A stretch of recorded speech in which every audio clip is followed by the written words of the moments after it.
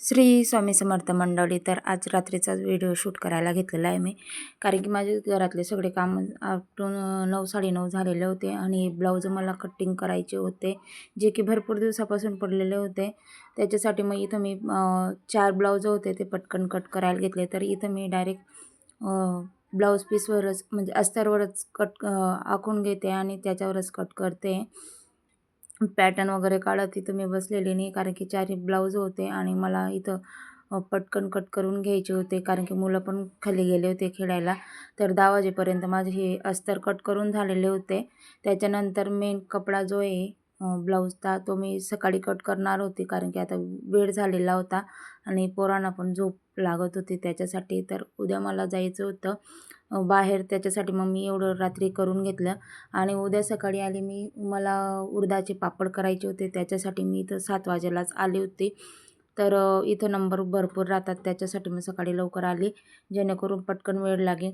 ते अशा प्रकारे बघू शकता तुम्ही, मशीनवर पापड केले जातात आणि या बाजूला असे सुकवले जातात. तर मी 7 वाजेला गेले तर 11 वाजेला घरी आलेली आहे. त्याच्यानंतर मग मी घरातले सगळे कामं आवरले आणि या पापडांना घरातच सुकवायचे होते पंख्याखाली. तर त्याच्यासाठी मग इथं मी एक पसरून घेते, तर ते चिटकून जातात. बरेचसे तिथं सुकवलेले होते मी, त्याच्यासाठी मग इथं मी उशिराच लागली पापड सुकवायला. तर बघू शकता तुम्ही, एकदम छान असे पापड झालेले होते आणि ते चिटकून पण गेलेले होते बरेचसे. तर त्यांना भरपूर वेळ लागला मला, 1-1.5 तास याच्यातच गेला. त्याच्यानंतर मग ही अशा प्रकारे सगळे पापड मी पसरवून घेतले.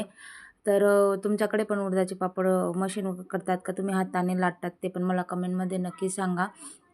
तर इथं मी सगळे पापड असे पसरवून घेतलेले आहेत आणि त्यांच्यावर परत ते उलटे होतात, त्याच्यासाठी असं इथं मी आतरून घेतलेलं आहे वरून. तर ते हवेच्या याच्याने वाकडे होतात त्याच्यासाठी.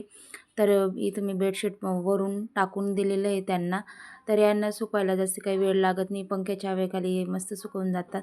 त्याच्यानंतर मी आज भरपूर थकलेली होती, कारण की सकाळी मी लवकर गेलेली होती.